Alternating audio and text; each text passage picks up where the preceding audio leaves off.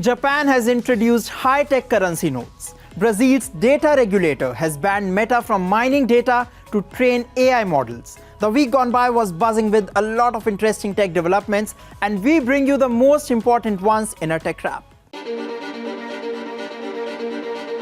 A new mind-controlled prosthetic is helping amputees walk and move more naturally. This video from leading US research university, MIT, shows a patient walking up and down stairs with a near-natural gait. Thanks to a pioneering surgical procedure and a neuroprosthetic interface that allows the body's nervous system to control the prosthesis in the same way it would have previously controlled a leg. The surgery is known as agonist-antagonist myoneural interface, or the AMI. The prosthetic limb relays information from the patient's muscles to their nervous system, helping to achieve more natural movement. When the limb is amputated, we connect muscles in natural agonist-antagonist pairs, so that when the person thinks and moves their phantom leg, those muscles move dynamically just as they did before the leg was amputated. We then put sensors on those muscles to detect activations and movements, and those data are then decoded by small little computers on the robot that tell the machine how to move, what forces or torques to apply to enable natural movement by the person with amputation. He estimates the procedure and robotic prosthetic system could become commercially available within around 5 years.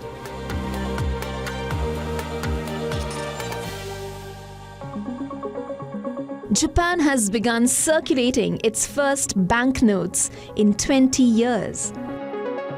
What's so special about these currency notes?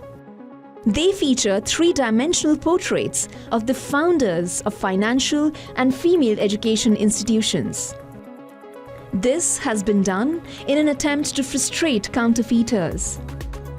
The notes use printed patterns to generate holograms of the portraits facing different directions. According to Japan's National Printing Bureau, this technology is the world's first for paper money. This step comes just as the economy moves into a growth-driven phase for the first time in 3 decades. The Bank of Japan has also experimented with digital currencies, but the government has made no decision whether to issue a digital yen.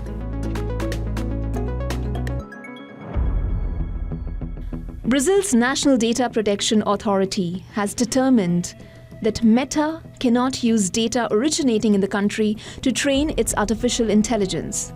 Meta's updated privacy policy enables the company to feed people's public posts into its AI systems. However, that practice will not be permitted in Brazil. According to the agency, the decision stems from the imminent risk of serious and irreparable or difficult to repair damage to the fundamental rights of the affected data subjects.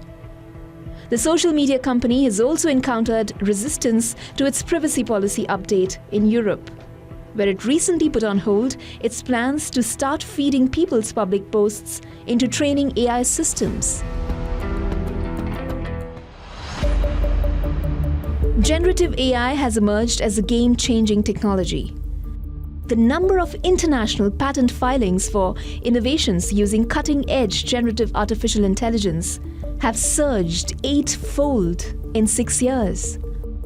According to a report by the United Nations World Intellectual Property Organization, a total of 54,000 patents were filed for generative AI innovations in the decade leading to 2023. The majority of these patents are from China-based innovators. In other words, China is far ahead of other countries in generative AI intentions, like chatbots. China has filed 6 times more patents than its closest rival, the United States. India is also growing at a fast rate. It ranks 5th in the generative AI patents race. Meta Platforms would lift its blanket ban on the word Shaheed, or martyr in English. This is happening after a year-long review by its oversight board that found the social media giant's approach was overbroad. The company has been criticized for years over its handling of content involving the Middle East. The oversight board, which is funded by Meta but operates independently, started its review last year because the word accounted for more content removals on the company's platforms than any other single word or phrase.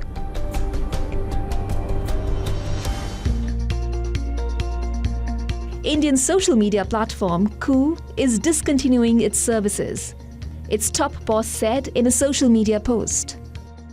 A LinkedIn post from CEO Aprameya Radhakrishna and co-founder Mayank Bidavatka reads, and we quote, "Our partnership talks fell through, and we will be discontinuing a service to the public."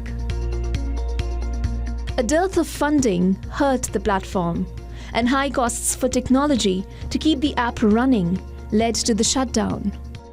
Coup gained popularity a few years ago when the Indian government was in a scuffle with Twitter over the non-removal of certain content.